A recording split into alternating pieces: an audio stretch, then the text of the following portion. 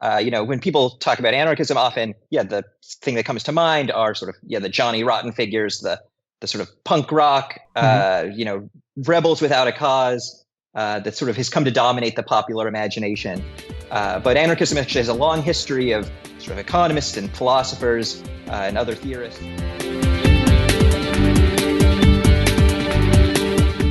This is Here's How, Ireland's political, social and current affairs podcast, presented by William Campbell.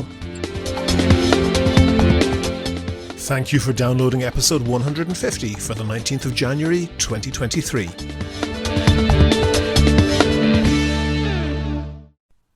I was talking to someone last night.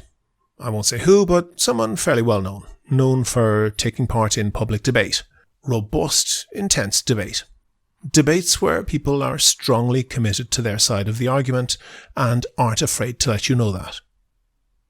They'd been listening to the podcast that I did a while back on trans rights and the associated issues with Aoife Gallagher, and they said to me that although they had talked publicly about a number of other thorny political issues, they'd steered away from what is called the trans debate.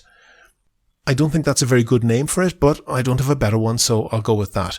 They had steered away from what's called the trans debate, not because they don't have opinions on it, not because they don't think it's interesting, but purely because they were afraid of the potential backlash if they said the wrong thing, and they didn't really believe the right thing, so they said nothing.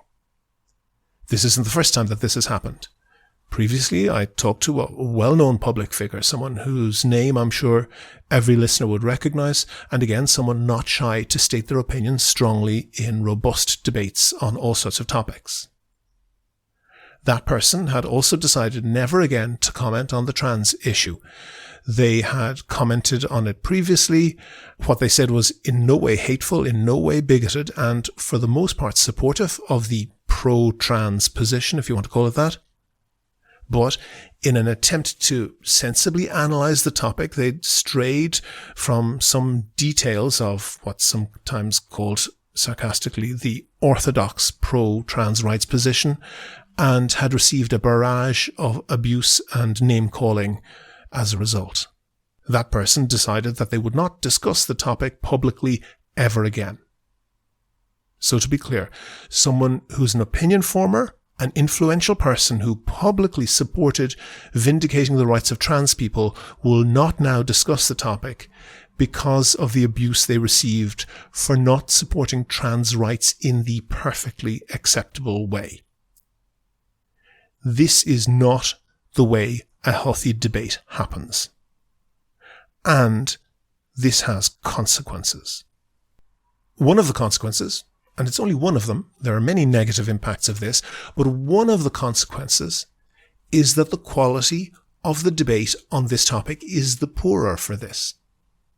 I got feedback from a couple of listeners to the interview with Aoife Gallagher who remarked on one question that I had asked that made them think. Aoife couldn't answer the question. She was very straight up about the fact that it hadn't occurred to her. But it's interesting that such an obvious question hasn't been teased out. The question was this: why is organising groups by sex, by biological sex, seen by some as unacceptable discrimination, but organising them by socially constructed gender is seen as required to vindicate trans people's rights? That's especially curious when the rationale for the separate groupings is based on sex characteristics. So the rationale for having separate rugby teams or separate changing rooms or separate services for new parents, that rationale springs directly from the differences between the biological sexes. It's not the same as having, let's say, separate knitting groups or separate school debating teams. Those separations are clearly based on socially constructed gender.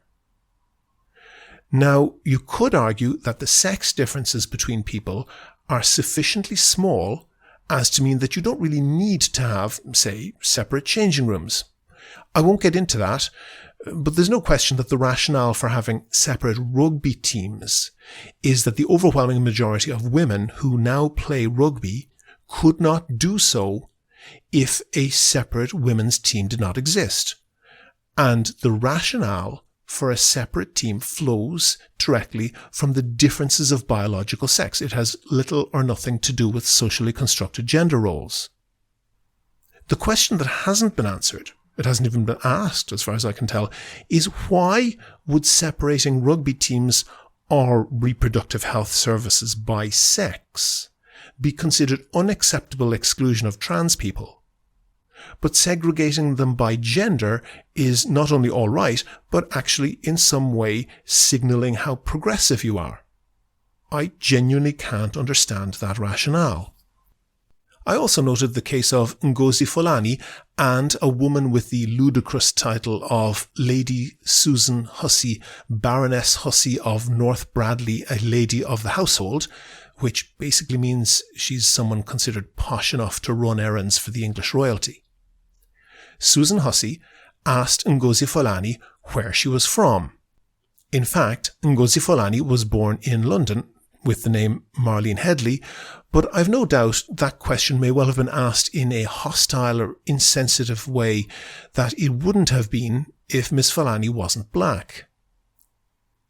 But there was some comment around that incident that basically implied that ever asking any member of a minority that question is automatically racist, or at a minimum, so insensitive as to be unacceptable.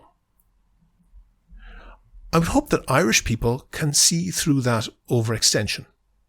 It's a pretty normal thing.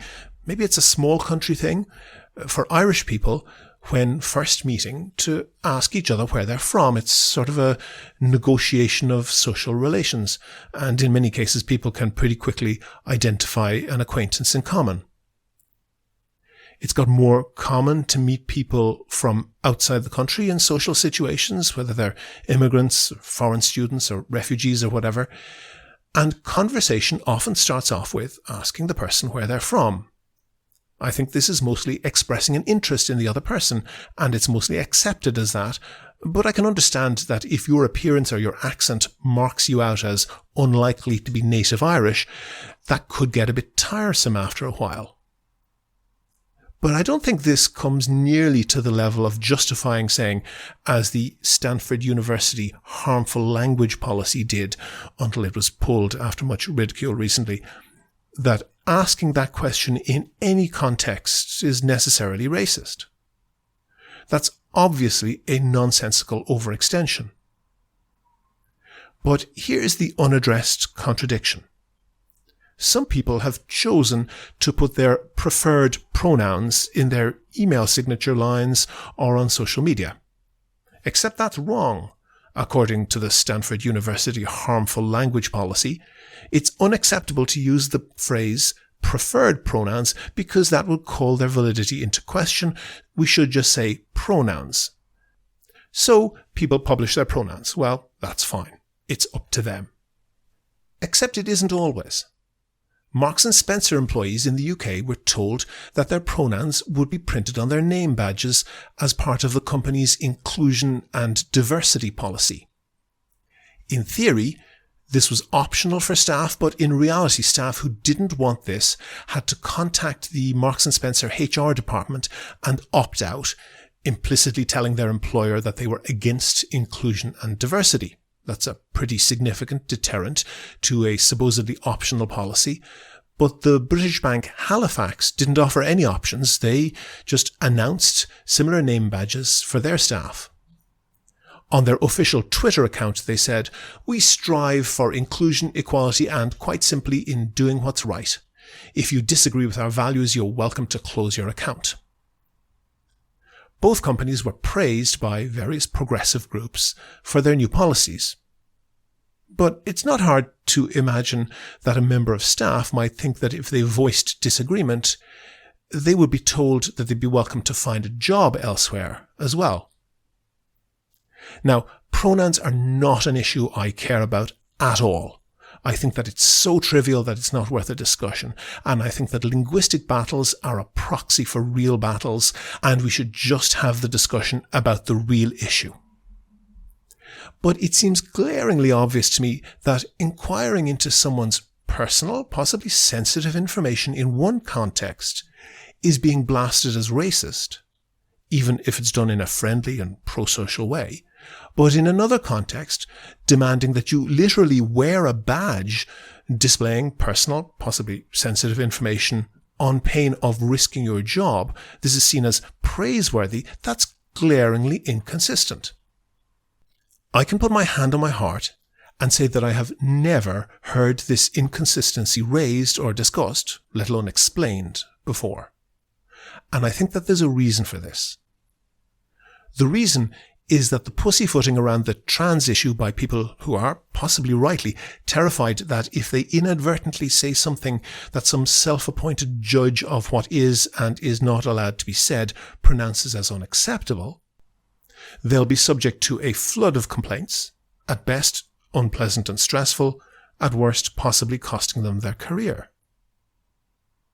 That said, I don't care about pronouns. Do what you like. But this is what I do care about. When there's no debate, bad ideas, inconsistent ideas don't get challenged. Remember that you don't learn from someone who you agree with on everything.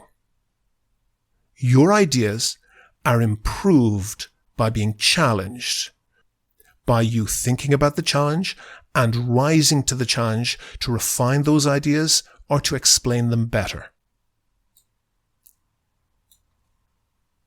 The fact is that, to my personal knowledge, people refuse to enter that discussion because of its toxicity. That is not a win. If you think that bullying people out of disagreeing with you makes your argument stronger, you are very, very wrong. In a moment, we'll have that interview with Jessie Spafford. But first, I want to say thanks to all of the patrons on Patreon. I really appreciate everyone who donates on Patreon. We don't get a huge amount of money out of it, but we do get enough to cover the costs of the web hosting and the other costs of running the podcast. Kevin and myself basically donate our time for free. It's also a great morale booster when we get a new patron. It lets us know that people out there are listening and appreciating the podcast. We make a big effort to cover things that are undercovered in the Irish media, and you're more than welcome to listen for free. But if you think that you could do the same as those donors on Patreon and throw in a couple of euro once or twice a month, there's details how to do that on the website and at the end of the show. Do you agree? Do you disagree? Follow at Here's How Podcast on Twitter and like Here's How on Facebook for updates on each show's contents. On the line, I have Jessie Spafford, who's a research fellow at Trinity College Dublin, working on the Real project, that's Rights and Egalitarianism. He has a research focus on ethics and political philosophy. He's also the author of the forthcoming book, Social Anarchism and the Rejection of Moral Tyranny, published by Cambridge University Press. Congratulations on that, Jessie. When you say anarchism, are you more Bakunin or more Johnny Rotten? Thanks. That's a good question. Certainly more in the spirit of Bakunin or Peter Kropotkin, but with a bit more of a contemporary spin to it. So, I'm sort of operating more in the contemporary style of academic analytic political philosophy. Mm-hmm. So it's sort of trying to take the tools of contemporary political philosophy and apply them to sort of develop some of the ideas and intuitions, that people like Bakunin had. So for listeners who maybe don't know, when people talk about anarchism, often, the thing that comes to mind are sort of, the Johnny Rotten figures, the sort of punk rock, rebels without a cause, that sort of has come to dominate the popular imagination. But anarchism actually has a long history of sort of economists and philosophers and other theorists who have tried to develop various theories about how people can live together in ways that don't require a lot of coercion, in ways that let people live together sort of peacefully, in some sort of egalitarian fashion, by and large, without the state and usually sort of without markets or capitalism. Okay, people have a fairly clear idea what communism is, which was one perhaps alternative to markets and capitalism that was practiced relatively widely up to the 1990s and perhaps may or may not be practiced in some isolated places still. I think you're right. Most people don't have a good idea of what anarchism would look like. So can you give me, rose-tinted or otherwise, your view of the anarchist future that you would dream of? Well, so this is actually a bit of a tricky question for me because in some sense, I tend to shy away a little bit from giving these sort of prescriptions. So yeah, a lot of anarchists, that's sort of been their focus, is to try to lay out their sort of utopic vision of what society would look like that's both stateless and also has some alternative economic system that's non-market based and non-sort of capitalist based. But I actually, like I said, I shy away from that a little bit. And I'm more interested in sort of understanding anarchism as less of a sort of societal prescription and more of a personal moral philosophy that would give you sort of guidance in terms of how to structure your individual actions in sort of living within society as it exists today. So that's a little bit more my angle. And I tend to shy away from societal prescriptions in part because I think it's not fully clear I think it's more clear how we should conduct ourselves in the society as it exists. And it's a little bit less clear, if you were sort of given a wand and could reconstruct society from the ground up, what you should do. I think that's actually a bit of a hard question. It is a hard question. That's why I'm asking it. But the one question, right. I will narrow it down slightly. And the one word that you put in there was stateless. And how does a stateless world or even a stateless country work?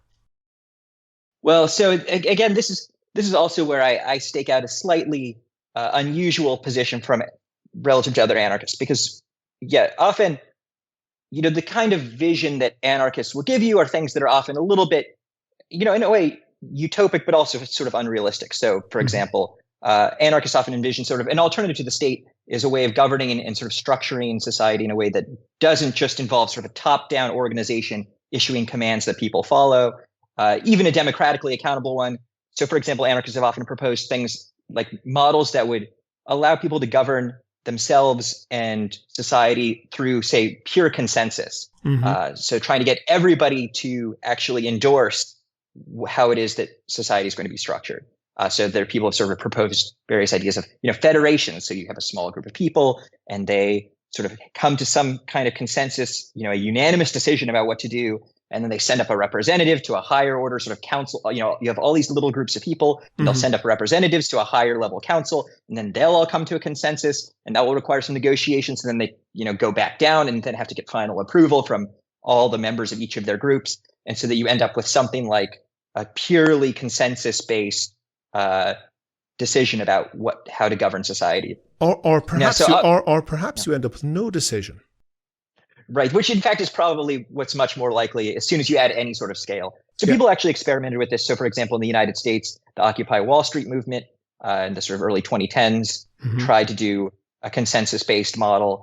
And it worked for a little bit until it didn't, until you sort of get scale that's a little, the scale sort of gets too large.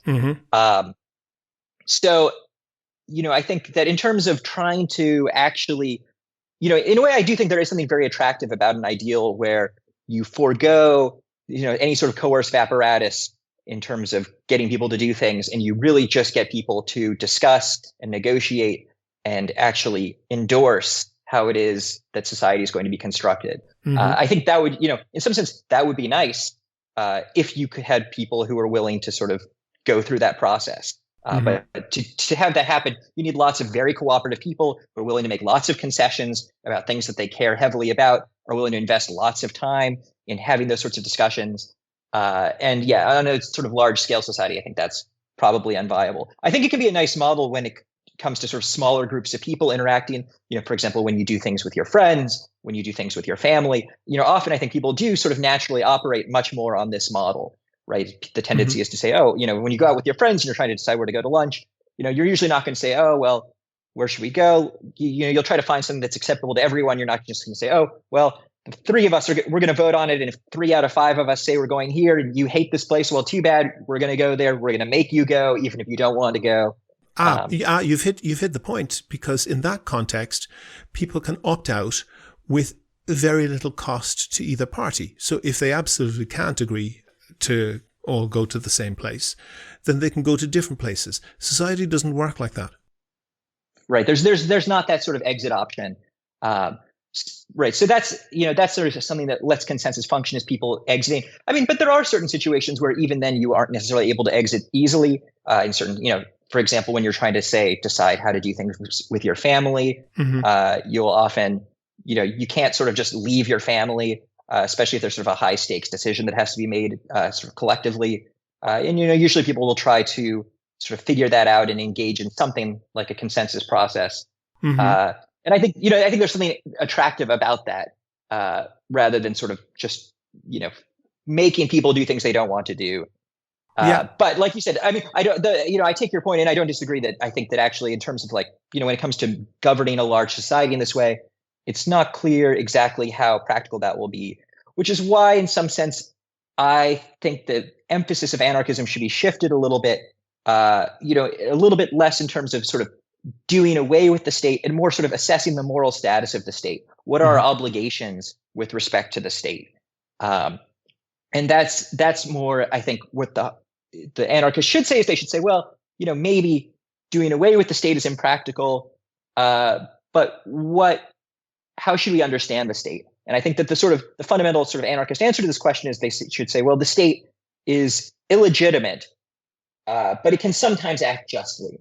So there's sort of a distinction that can be drawn here, where the thought is, well, a legitimate state is one where, and sort of when you're at least talking about moral philosophy or political philosophy, a legitimate state is one that you have obligations to obey in virtue of the fact that it's a state. So when the state issues a law, for example, it says, you have to only go 40 kilometers per hour in this area. The thought is that if it's legitimate, you actually have some obligation to comply with that law. Even if you wouldn't get caught, for example, breaking the law, even if the law doesn't sort of serve any broader purpose, it's just in fact, in the virtue of the fact that it's a law, you're obligated to obey it. And I think that probably a lot of people assume, I think the dominant assumption is that people have is that states are legitimate in this way, that they have this sort of special right to impose obligations upon people, which explains why they're in fact then justified in punishing people who break the law. So then the thing that I want to drill down to is, are you saying that in all cases the state is illegitimate, but we should put up with that illegitimacy once in a while because the state seems to do good things, it has a good outcome? Yeah, exactly. So but you maintain the position that the state is illegitimate. Yes, exactly. So basically, the thought is that the anarchist denies that the state has this sort of special power to impose obligations. You don't have any obligation to comply with the law simply because it's a law. But there are some laws that you might think are just because you sort of have an independent moral reason for thinking that people should follow those laws. And in that case, you should follow the laws. So for example, you shouldn't murder people.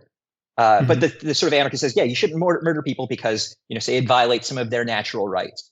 Right. The reason that you shouldn't murder people is not, oh, well, the state has a law against it. The laws are sort of irrelevant, but you say, oh, well, when deciding whether or not to follow this law, we have to consider independently whether or not it's justified.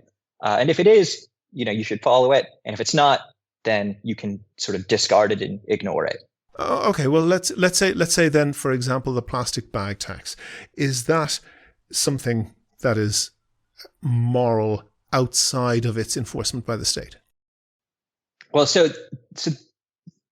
I mean, that's a good question. It's a sort of a big question because it gets to this, then obviously like this sort of anarchist position, it calls out for this question of, well, what is the sort of independent moral theory that we should appeal to when assessing, the justice of various laws? And I think the answer that I give and that I think many anarchists would want to give is that morality is typically a function. Well, I mean, there's many sort of facets to morality, but I think a major one that anarchists are going to be committed to is a sort of egalitarianism when it comes to how resources are distributed and allocated to people. And so, for example, there's a variety of different sorts of egalitarianism. I can get into the technical details if you want, but sort of loosely, the idea is, I think is an attractive way of describing egalitarianism is that every person should have should be able to live an equally good life so long as they don't act in certain very negligent or culpable ways. So, you shouldn't end up worse off than other people as a matter of luck.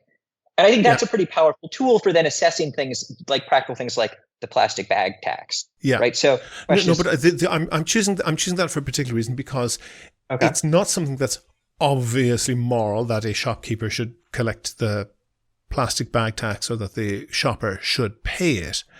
But in aggregate, it has a significant benefit to society. And it is something that not alone is not obviously moral, but it's not obvious that that particular goal should be achieved in that particular way. And probably if you've got 1,000 people in the room, you could get 1,000 different ways to at least attempt to achieve that goal. But you do need some sort of level of organization at a society level to say, yeah, there's lots of ways we could do this, but this is the way we're going to do this. And this is how everybody's going to do it. And that it's a long causal chain, but that does offer a significant benefit to society. And in that long causal chain, there are lots of paths that you could have gone down but chose not to, but you do have to choose one. To me, that seems to be how the state gains legitimacy, because a decision needs to be made, and that's a method for making it, isn't it? So, right. So I think there's a few questions here. So there's one is the question of, is the state legitimate when, in the sense that it's able to, when it imposes the plastic bag tax, like, is it legitimate when it does that? A second question is it justified when it does that? And a third question is, what should you do as an individual person when you say sort of are deciding whether or not to enforce the plastic bag tax? So what I want to say is, I want to still say that the state is not legitimate per se. So it says, so say the state says, well, so here's this whole array of ways that we could solve this problem, right? There's many possible paths that we could take. And if somebody sort of just chooses one, then we'll be able to solve the problem. But if, no sort of single path is chosen, then people fragment and you sort of have a collective action problem and the problem goes unsolved. And what I'd say is that gives the state reason to sort of, if you're in the position, you're the state, you've got all these armed people at your disposal, that maybe gives you reason to make people pick a particular path. Because if you don't, then, you end up with, say, a very bad outcome from this perspective of, egalitarian justice or, whatever your preferred moral theory is. Yeah. Right. And I think that sort of then justifies the state in sort of making people do that particular thing, right? If justice requires that people do, one of these three things, but it's got to be one, and you're the only person positioned to actually get them to do a particular one, then I do think, you have some discretion to arbitrarily choose which of these things people are going to do, assuming that they're all equally good options, equally good paths of getting there. But some people, but it can't. I guess my question is, and you phrase it well, that you have to choose one of these three paths. You could choose any of them, but everybody has to choose one of those. There needs to be a mechanism to make that decision. And if you have a free-for-all, there are situations where the free-for-all will not work and you need a choice to be made. And we have a lot of democratic input into how that choice is made. People may poo-poo it. Ireland is in the very top echelon of what are regarded as the most democratic countries in the world. What's the issue with that? Right. So here's maybe the sort of thing to tease out. Which is, so you have multiple paths, and then there's a question of, well, why choose one path over the other? And basically what I want to push is sort of a substantive, justice-based conception. So I want to say, there's something we should do. We have justice-based reasons to do it. And so if you're the state, you should make people do that particular thing because justice requires it. But I want to say anybody could, if you personally just happen to be positioned such that you could make everybody do it, you say you were, you became the emperor, or you just, say you were a superhero and you had some kind of special power to, that made you actually sort of more powerful than the state. You could kind of make people do, what it is that you wanted. Yes. Then you would equally be entitled to make people do that because there's justice-based reasons to do it. So the thought is that, pause. No, Jesse, pause. That's theoretically possible, but in reality, given the complexity of our society and our economy, there is no way that one individual would be able to have or process all the information to make that decision. Right, sure. So there might be limitations that sort of keep you from actually having sort of a good read on what this, what it is that people should do. Mhm. There's sort of a questions about, and obviously just practically, like you, as a matter of fact, in society, you can't sort of make people all pay a bag tax. You Yeah. couldn't go around and sort of impose your own bag tax. But if you could, and if a bag tax is just, then I think, you would be entitled to do so. So basically, I think the anarchist claim is that, as I sort of articulate, is that there's nothing special about the state, right? The state, sort of in the anarchist perspective, is basically like a large gang, right? It's sort of like a mafia. Mhm. It's a group of people. They sort of, they've got coercive force. They can make people do things. They can very effectively make people do things. But, you could form your own gang if you wanted, and you would then be equally entitled to sort of make people do things. Specifically, you'd be entitled to make people do things if you made them do all and only those things that were just. Mhm. Right. So that's sort of the anarchist claim, right? There's nothing special about the state, right? What matters is the substantive outcomes that are realized and what justice requires. And so the thought is that every actor, whether it's a single individual actor like you or a group actor like the state, right? Every agent has the same sort of moral permissions and obligations, Mhm. and that is to sort of act in the way that justice requires. Right. So to sort of get to your point, maybe something that can help clarify this idea is, you sort of talked about democracy, right? You're like, oh, well, it's sort of one thing about the state is that it's democratic. Mhm. And I think, there's some anarchists who are very interested in democracy and think democracy is a very important ideal, but there's also been a sort of a historical anti-democratic tendency among anarchists as well. Mhm. And I sort of lean a little bit more in that direction because I sort of say, to sort of present this attitude, the sort of thought would be, well, so there's things that are just and things that are not just. And if the majority votes sort of to make the state sort of make everybody do the just thing, then that's great. But that's because it's the just thing. If the Mhm. majority all voted to make you do the non-just thing, well, then that would be bad. The majority sort of has made a mistake. And you're not obligated to do it just because the majority of people, say that you need to. Sure, pause on Yeah. that. And there's absolutely the problem of the tyranny of the majority.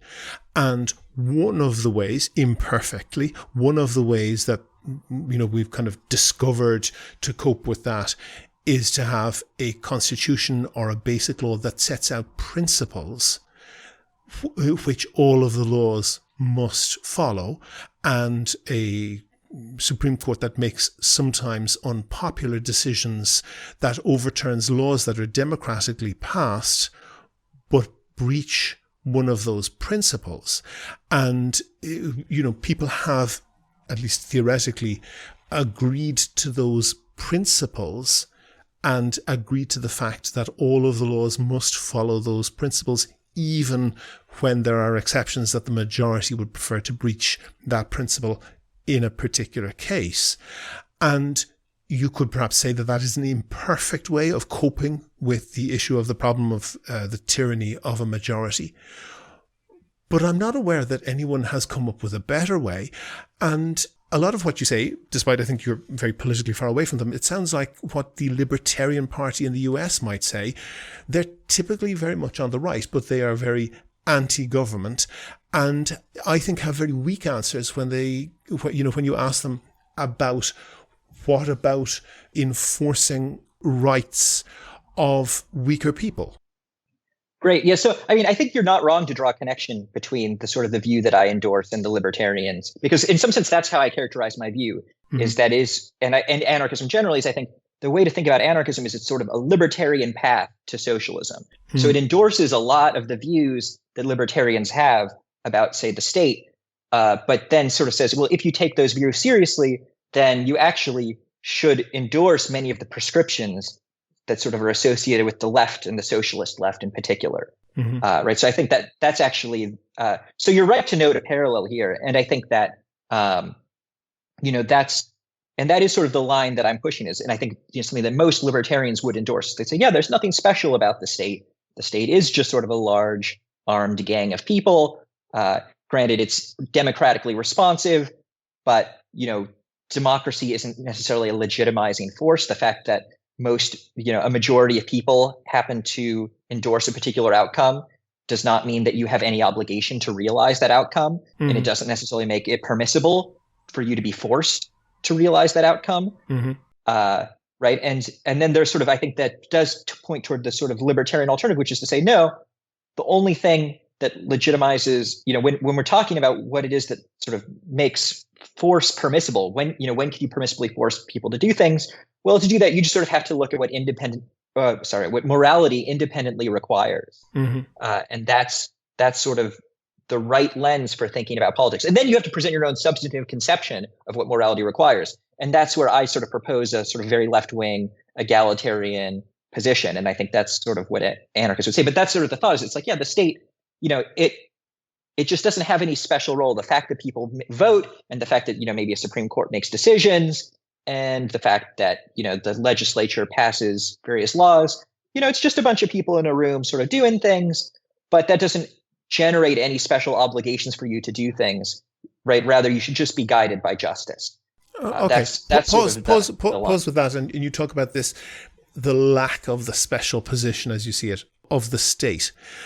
One of the things in morality, you will get the term utilitarianism, in other words, what works. And you say that there's no moral difference or no particular difference between the government and just a private gang. Isn't it the fact that the enormous difference in the outcomes gives that moral difference? That where you have a strong democratic state, it is observably true that you get vastly better economic and social outcomes. And where you have countries run by private gangs, the unfortunate places like Somalia or Nicaragua or in this world, or Honduras perhaps, they have an utterly awful standard of living and quality of life, and basically every metric that you could think of is awful in those places. And the private gangs, as you put it, are largely responsible for that. And it is notable that where government collapses spontaneously, such as in Somalia, those private gangs spring up pretty quickly. And where government is collapsed by those private gangs, they become very strong as well. For places like Honduras, isn't the outcome an important metric here? Oh yeah, no. So certainly. So I am sort of outcome focused in a way, right? So, I think I'm outcome focused in the sense that I think that justice has certain prescriptions, and that people are obligated to try to realize those prescriptions as best they can. It's just sort of, in my view, it's something like, egalitarian, sort of maximal egalitarianism, where it's you want people to be as well off as possible in a way that's also egalitarian. So sort of maximizing equally situated people. Hang on a second here. Yeah. Because what you're doing is you want to maximize two potentially competing metrics. And the joke about communism is that the shortages will be distributed evenly among the masses. If you are to choose between equality and well-being, would you choose people to be equally badly off? Yeah, so this is a good question, and this is sort of one of the big challenges to egalitarianism. Is the sort of, it's often called the leveling down objection. And the worry is that if you take equality seriously, do you think that there is reason to sort of maybe leave everybody worse off than even if so it's to nobody's benefit if that's what's required to realize equality. And on my view, I sort of have a bit mixed view. I probably take a slightly harder line than some. Many egalitarians sort of flee from this conclusion. But at the very least, I'm tempted to say that people, there's some caveats here, but roughly I'm tempted to say that people at the very least, the worse off, have a right to be sort of treated fairly and to sort of end up equally well off to other people. They could waive that right if they'd like, but I do at the very least think that there is something fundamentally unfair if there's sort of inequalities emerge, and that that sort of those inequalities demand justification. And if justification can't be given, that's something of a moral trump, even over the value of welfare. So yeah, I usually do think that under certain circumstances, the worse off have a right that things be leveled down and people be equalized. I think that they should waive that right. Why? Because I think that fundamentally the benefits to the better off are unable to sort of, I don't think that they are able to justify the inequality itself. So suppose that you're worse off than I am, right? I think that gives you that gives you grounds for complaint, right? You might say, this is unfair. You're better off than me. Why is that? What justifies this? And I think something that is not a plausible answer is for me to say, well, because of the extra well-being that I get. Like, look how much happier I am because of this inequality. No, you slipped something in there. Not because of the inequality, because of the fact that they have more resources, but independently of the poorer person being at an absolute level. Well, I say because of the inequality, and just in the sense that it's the not inequality and that's because there are two things that are knotted together there. One is the actual fact of the inequality, and I would agree that can be problematic sometimes, and I'm going to come to that. But it is a distinct thing to say that I'm poor and I don't like it, but I will like being poor more as long as the next fella can be made as poor as me. So sorry, could you rephrase the objection slightly? So there is a distinction between saying somebody has taken some stuff that would otherwise be mine and is causing me to be poor. There's a distinction between that and saying the other fella has had good ideas or prospered in some way that doesn't affect me, other than the fact that I'm sort of jealous of it and have to live next door to him and he has a bigger car or a nicer house and so forth. So and what you perhaps called the leveling down, there is I would distinguish between that and there are other effects of inequality, which I will get to. But just that specifically, how does someone being better off than you, independent of your own position, make you better or worse off?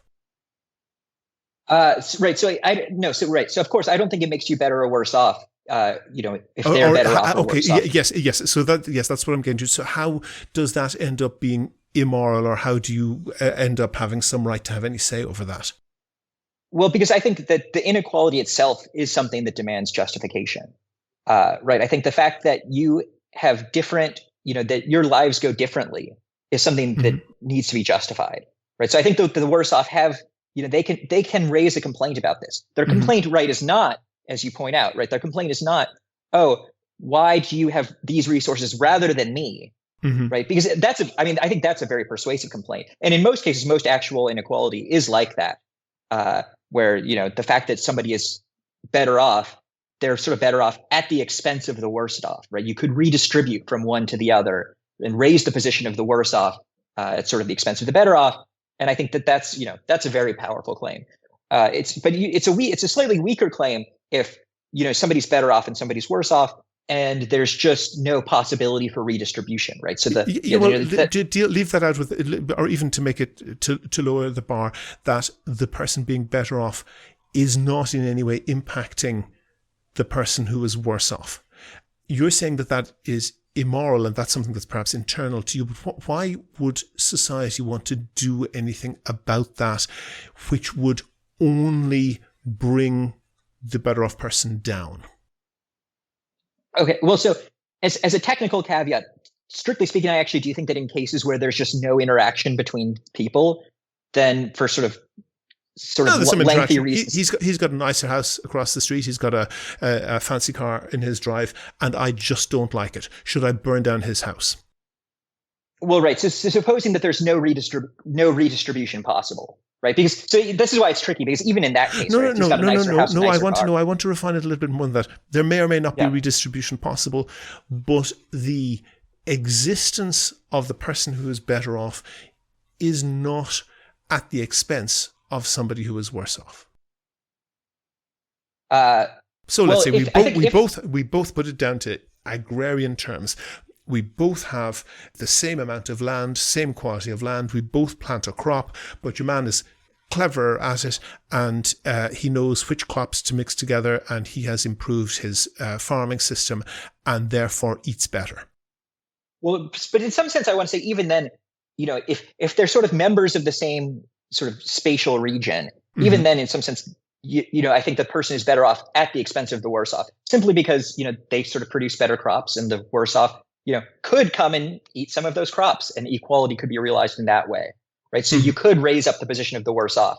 So the only situations in which, sort of genuine leveling down only occurs in sort of weird cases where actually no redistribution is possible, right? So it's sort of an example, like you and I have separate farms on separate islands, and we can't reach each other, right? And then you end up better off than I am. Right. And in cases like that, then there really is no way to redistribute. And when there's no way to redistribute, then it's the case that the sort of you being better off does not come at my expense. Right. In that case, there's no way that we can sort of take from you and give to me. Right. We can only take from you. So technically speaking, I think that in cases where you are sort of separated like that, then actually the inequality is fine. And that's for sort of technical reasons that I go into my book. We probably can't talk about it here just because it's a whole extremely lengthy thing. Okay. But to sort of maybe to stay sort of focused on the sort of the core issue, because there are maybe sort of weird marginal cases where people are in the same society. Well, I want to go to my point on this, because it seems like in very many cases the way that equality is achieved, or at least tended towards, is by prohibiting betterment or obstructing betterment in some other way. And that is essentially how it has been achieved in countries that have attempted to stay with the communist system. And it is extremely notable that, and people will, for example, talk about poverty, and there is great poverty in the US, but being poor in the US is an awful lot better than being rich, for example, in Cuba. And the direction in which those leaky boats sail is all one-way traffic from Cuba to the US. So people clearly prefer that system. And I've been to Cuba and I've seen there, and people go hungry. And people go hungry while there is fallow and uncultivated land that is obstructed from being cultivated. And it is not only leveling down, it is like leveling down right to the bottom. There is a real problem with that. And I think the problem springs from the fact that if somebody attempts a betterment, they will have all of the fruits of that betterment confiscated from them. So one thing that we sort of have to clarify, right, is that when you sort of talk about the deprivation of the worse off, right? So in a genuine leveling down case, right, the alternative here's my objection to it. You don't just level down to the lowest in society. You level down to the lowest in society and you keep going down. That's the experience. Right. So the question is, if you actually were to, leave people worse off, right? If you leave there's a question of how are the worse off affected by any sort of given distribution of resources. Yeah. And without a question, in many communist societies, the worse off are worse off than they would be if they were the worst off without that communist system. Right. So what I want to say in these cases, right? So I want to say, yes. So suppose that you're deciding between, sort of a very low level of equality and say a much higher level of inequality, right? So, let me start to clarify. So, an equality where people's well-being is low, or an inequality, but where even the worst off have higher well-being. Exactly. Yes. Right. And so what I want to say is, on basically the way that I sort of, on my view, I say people have a right to equality, but they can waive that. So in that case, right, so I think that actually, does it have to be done unanimously? Well, it's each individual person. So it gets very complicated when you sort of start to talk about how does equality look in aggregates. But I interrupted you. Go ahead. For any given pairwise comparison, right? So suppose that you and I are deciding between, there's an option of, us each having, say 5 levels of welfare. We'll be very abstract here. Each of us have 5 units of welfare, or alternatively, I have 10 and you have 20. What I want to say in this case is I want to say, well, I have a right that we each have 5, but I can waive that right. and if obviously I should, right? If welfare is valuable, it's valuable to me. I'd rather have 10 than 5. So, why wouldn't I waive it? But suppose I didn't, right? Suppose that I'm stubborn. I say, no, we each should have 5. Well, in that case, that's maybe a bit, it's maybe even like a bit mean-spirited of me, but at the very least, I don't think I wouldn't have any basis for complaint, right? As the worse off, because, I could have had the better, I could have been better off, and I could have permitted the inequality, but I chose not to. So what I want to say is, given that sort of structure, right, given that I have this right that I can waive, if we end up in a level down situation per my demand, at the very least, that's not problematic from my perspective as the worse off, right? You can't sort of complain. There's no basis for hold on. Why does the person who is insisting that they stay at having 5 units of welfare, what right do they have to intervene in the other person's life to say that not only can you not fulfill your capacity and get to a level of 20, but you can't even get to the level of 10? And I think the reason for this is because we sort of live in a world of shared resources, and there's a question of how those resources should be allocated, and specifically when we are permitted to use force to sort of keep other people from using those resources. And I think that we have to sort of the right sort of answer in terms of what permits people to sort of use force to govern the use of resources. We have to appeal to considerations of fairness. Yeah, but hold on I think that fairness. Welfare. I'm reminded of the book Zen and the Art of Motorcycle Maintenance, which said, which I thought was quite perceptively, that a motorcycle or any piece of technology is metal and plastic and whatever mixed with an idea. And the phone that you have in your pocket, I'm sure, that I have in my pocket, contains a specific amount of plastic and metal and other resources. The amount of those resources that it has is far, far less than the phone that was in the hall of my parents' house when I was a kid. It just physically weighs an awful lot less. It's got less stuff in it. But it's vastly more powerful because of being mixed with much better ideas. And it can be quite difficult to unpick where where the value springs from the idea and where it springs from the content, from the actual physical stuff. And you're correct that the physical stuff is limited, but the human capacity is, over time, is functionally infinite. And that's where most of the extra resources, the extra welfare is coming from, isn't it? It's funny, because I feel like now you're sort of staking out the position that sounds a little bit more like the Libertarian Party of the United States. So basically the thought is, well, what would justify these inequalities? So this is sort of, I think, gets at the heart of the sort of questions I'm interested in when it comes to distributive justice.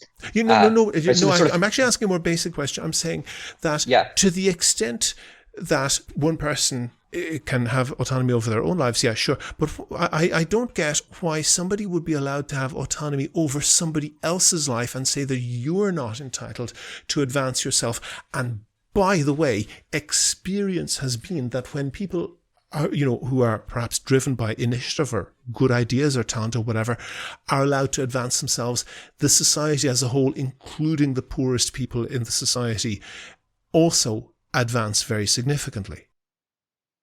Right. So there's 2 points you're making here, right? So one is that, the sort of inequality can be to the benefit of the worse off, right? And then the second is the sort of idea that, well, maybe people... It's not the inequality itself, but an attempt to eliminate that inequality can be to the detriment of the worst off, perhaps we can say. Right. I think these two things are correlative, right? They're sort of two sides of the same coin.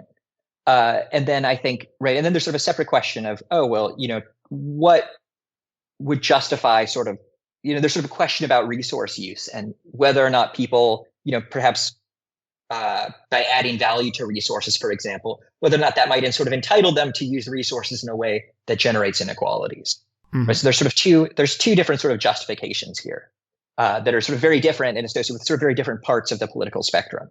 Right. So the first one is the one that I sort of was trying to address before, right? That inequality is to the benefit of the worst off. Right. And basically, on my view, by giving people sort of rights to equality, I think that largely diffuses that worry, because you say, oh, well, inequality is to your benefit. So, therefore it actually is bad for, it's actually bad for you if we realize equality. So how could justice ever demand, realizing the equality instead? Right. It's a justification that appeals to the sort of position of the worst off. It appeals to their well-being. Right. But I want to say, by giving them sort of moral control over this inequality, right, by saying that they have a right to have that equality, but can waive that right if they like. I think that largely diffuses the complaint, because then if the equality obtains and they're worse off, right, you can't now complain about this on their behalf, right? You can't sort of appeal to them and be like, oh, this is actually unjust because it's so much worse for you, the worst off. I think you can no longer sort of appeal to their well-being, because they can say, well, yeah, but I could have waived this, like I could have been better off, but I chose not to be. That might be an irrational choice on their part, but at the very least, it is their choice, and that sort of seems to be legitimizing. Right. So I think that's if you think of people having a right to equality, this sort of concern largely goes away.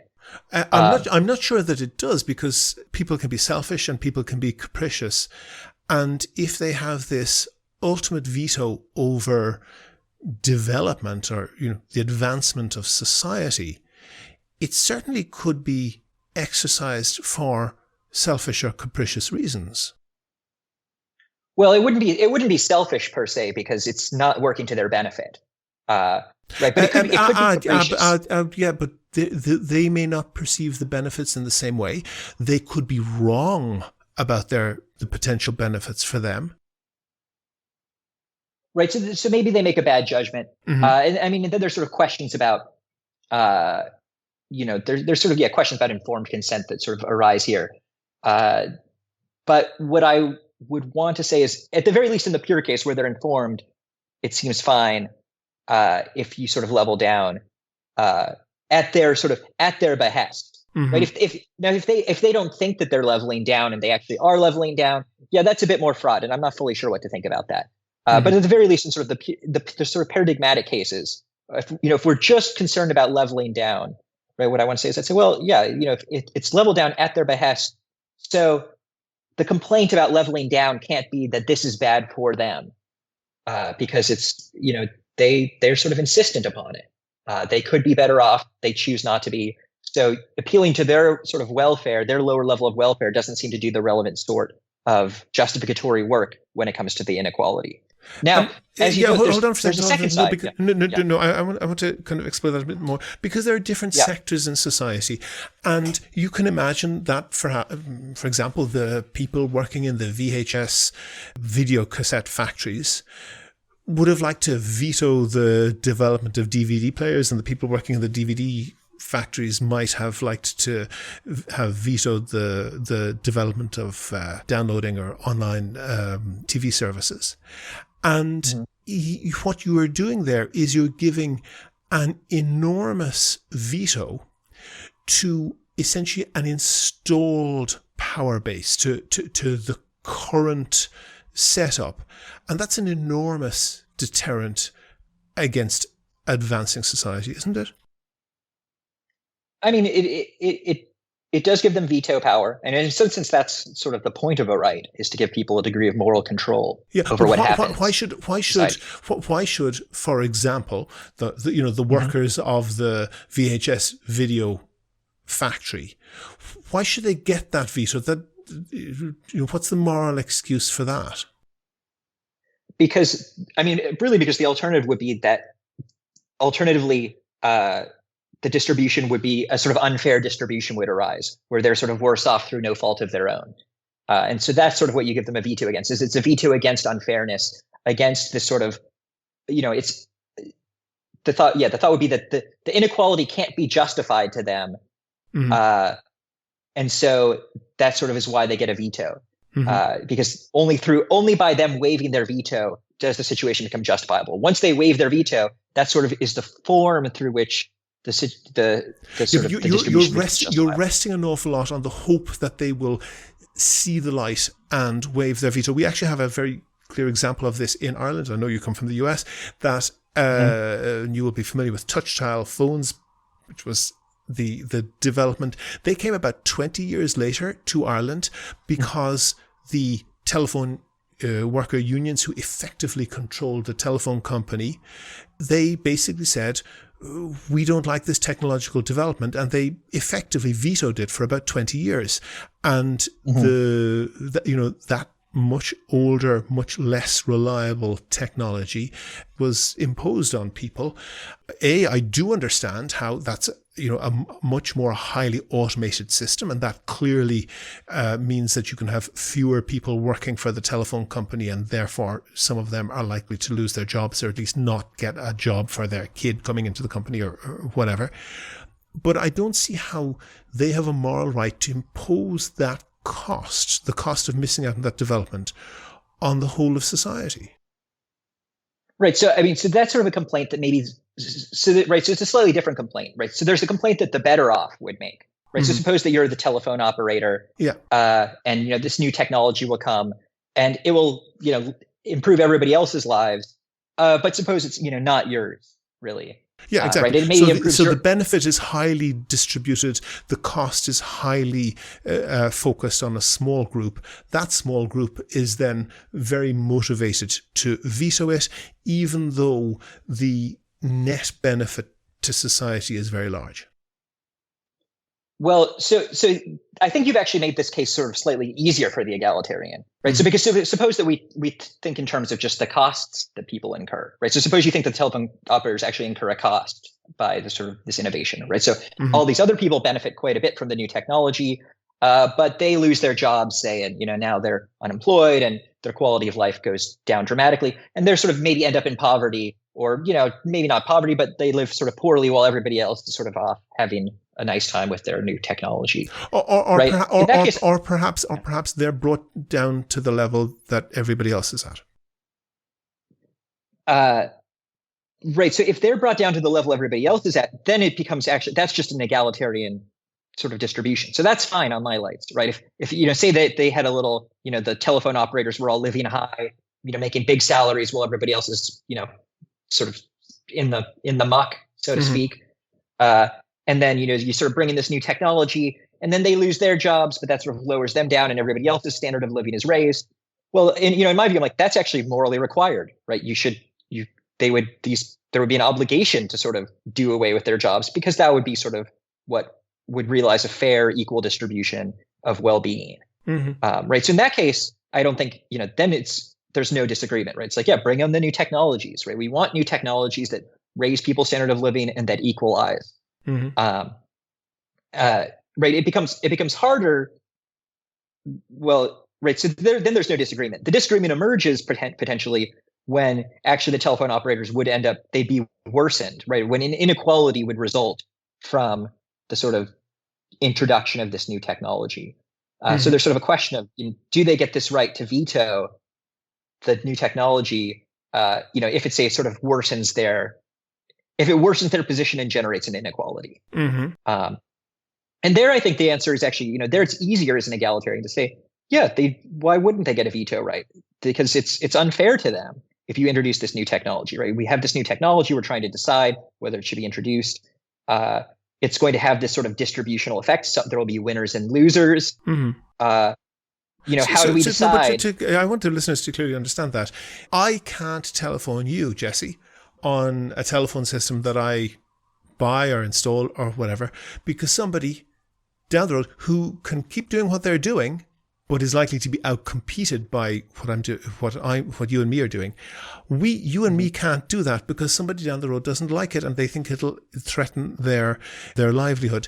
The history of economy is littered with examples of innovations being blocked by the very conservative vested interests. And I think you're wrong to make the distinction that, if they're being worse off, then they have you're saying then they have a right to exercise their veto, because these innovations are coming all the time.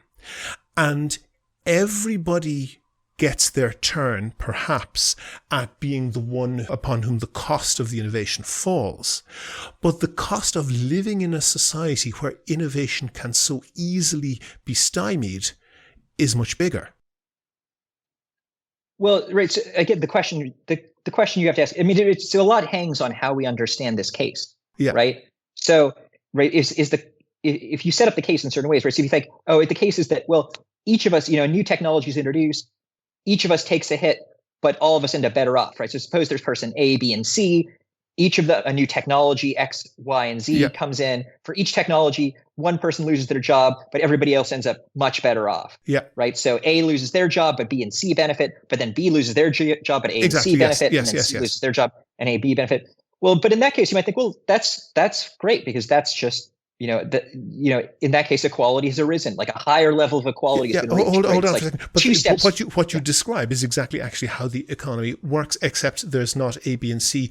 There are thousands of sectors like that, and the innovations come along relatively randomly. But there's simply no question that the quality of life of somebody living in Ireland today is vastly better than it was even 50 years ago, certainly 100 years ago, because of technology. But I want to move on, because we've been talking about this for a long time. I want to move away from the economic argument. Sure. Can I say one last? Go ahead very quickly. Yeah. So if that's the case, and if that's how the empirical things are, then there's no problem, right? Because then egalitarians can endorse that. They can say, yeah, great. If everybody ends up better off, and we can be able to sustain equality as we sort of keep technologically innovating, that's ideal. Let's keep technologically innovating. We shouldn't stop that, right? The hard cases are just when it turns out that not everyone is made better off, and in fact, some people's lives will be worse. And that's when things maybe start to come apart, and maybe the real disagreement emerges.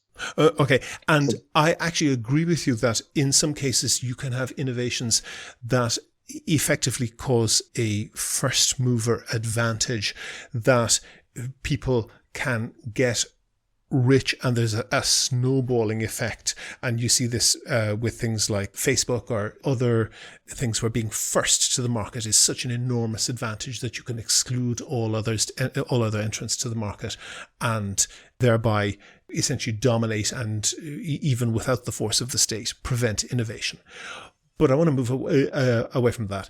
And just in terms of state force, if your spouse is beating you, and you rely on them for income or for housing or for whatever else, isn't it good that we have the Gardaí or police or whatever to ring and to intervene on that? Right. So this sort of gets back, to our earlier discussion, right? Yeah. And in my view, it's good to have people around who will protect your rights. And so, so in this case, right, if you're the victim of assault within your home, right, it would be, it's good if there are people around who will help you. It's good if communities put in place people who will help you sort of deal with that problem. And I think that that's sort of fairly non-controversial. And I think, No, I don't think. I completely disagree that it's non-controversial, but go on, finish your point. Right. So the thought is that, in any case where, somebody's being treated unjustly, right? What I'm going to say is, I'm going to say, well, people, every person has reason to prevent that from happening. And that can take many forms, right? So it could involve vigilante action, right? So if, somebody's being assaulted, right? If you're walking down the street and you see an assault happening, you are morally permitted to stop it. You are likely morally obligated to stop it. The reality is that having an organized, regulated force to stop that has proven to be a much better way to run society. Right. So if it turns out, if the empirical fact of the matter is that, the best way to sort of keep people from being assaulted is to have an organized force, right? Then I'm like, then you have reason to realize that force, maybe to participate in it, to fund it, et cetera. And that's sort of and I think that that's fine, but it's just that the thought is that the force doesn't have any sort of special moral standing, right? It's a practical tool. It might be the best practical tool. There might be better ones, but there will certainly be times when, it would be better if you just took individual action. But in general, if you might have to make certain trade-offs. You might say, well, maybe the force. Why would individual action be better? I think there's many cases, like, so for example, to sort of maybe make it concrete, like in the case of, say, somebody being assaulted by their partner, right? Suppose that they're also illegal immigrants, and you have a force, and the force happens to be constituted. It turns out that when you establish a big force of people, they also, will sort of deport you if you're an illegal immigrant, right? Then it actually might be better if an individual sort of operates. Okay, and, so the victim is action. compromised in some other way and may have a reluctance to go to the authorities. That's really an edge case, though, because when you have something whereby somebody who comes across you walking down the street may have also some reason to have a vendetta against the person who is assaulting you, and may then use that opportunity to assault them much more severely than would be justified. And there's a long history of community action where when a crime is committed, the whole community comes together and decides and imposes a punishment. That's called a lynch mob. And I would contrast that with the Little Rock Nine, which I'm sure you know about. In Arkansas, I think it was, in the 1950s, President Eisenhower had ordered schools to be desegregated, and the Arkansas governor had ordered the Arkansas National Guard not to allow black students into a school, and the federal troops were sent to escort 9 black students into that school. That could not have happened without state intervention, could it? Presumably not. It's at least, it's theoretically conceivable that a little group of people could have organized a, strong enough militia and sort of escorted them in. Would that be the optimal solution? Maybe not. It seems unlikely, but I think, the whole point of the state is to vindicate the rights of the weak. And it might be a polemic thing to say, but I doubt if Arkansas would be desegregated today to the extent that it is without that happening.